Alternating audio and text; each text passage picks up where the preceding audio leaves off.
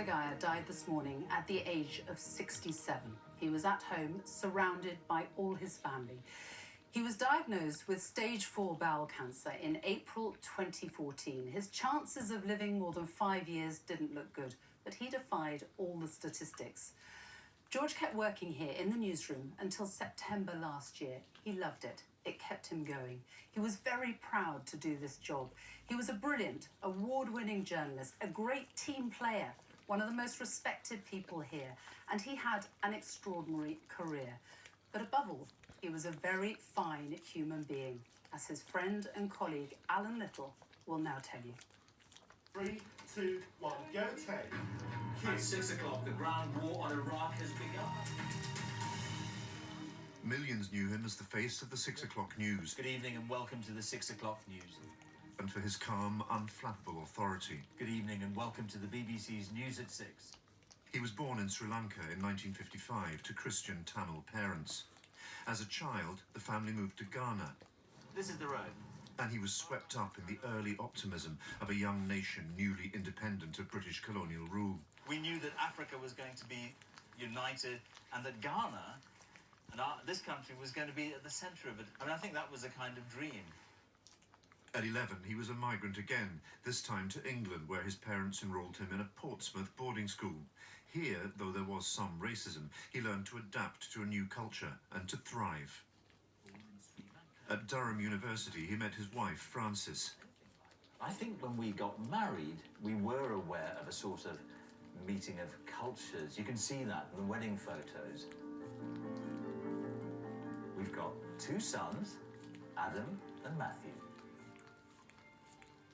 In a turbulent and often dangerous working life, she and their 2 boys were the still and unwavering centre of his existence, his solid ground. And welcome to the Rainbow Nation. For just over a year now, South Africa has been my base as the BBC's Africa correspondent. I knew George as a foreign correspondent. We worked together in Africa, the continent whose fate ran through his life like a thread through cloth. So this is where your house, eh? Oh, it's nice. It's nice. I thought of him as a kind of mentor. I was inspired by his example. He was brave, calm, and kind. Okay, you get the water from here and do that. I admired his gift for reaching into the hearts of those caught up in war or natural disaster, winning their trust even at the worst moments of their lives. In a refugee camp in eastern Zaire, hundreds were dying every day of preventable illness. I asked her what she wanted from life. A job, she said, so I can look after little Petty. In Somalia, he met a woman whose 10-year-old daughter had just died. His own children were about the same age. It seemed wrong to be there at what should have been a moment of private grief. She said it was all right if it might help to save her other daughter.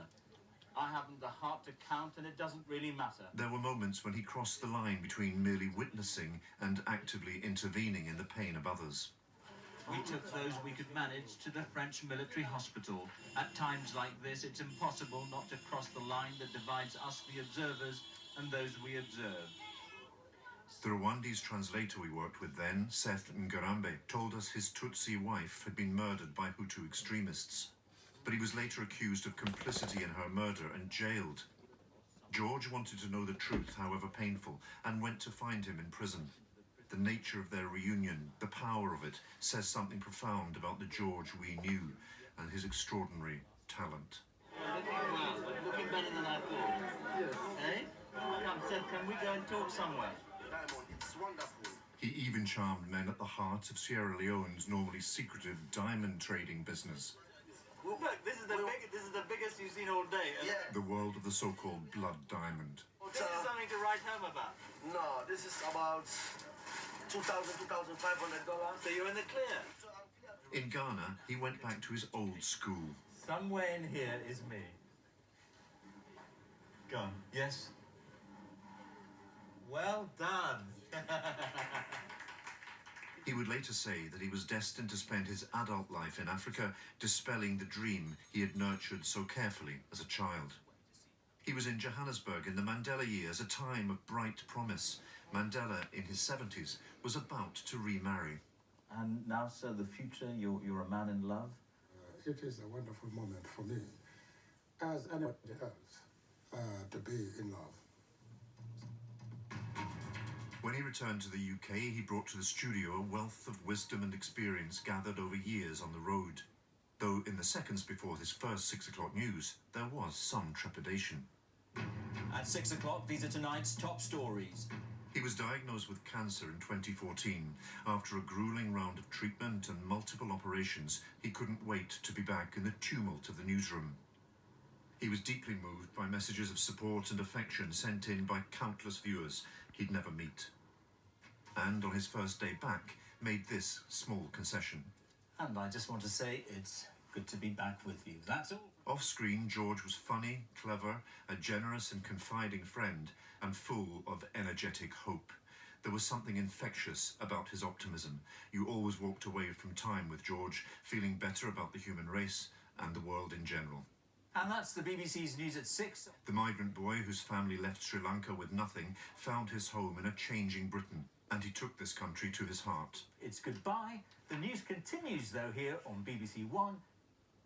I watched George for years up close and thought this of him, that people wanted to tell him their story because in his journalism they saw the outstretched hand of a shared humanity and of solidarity.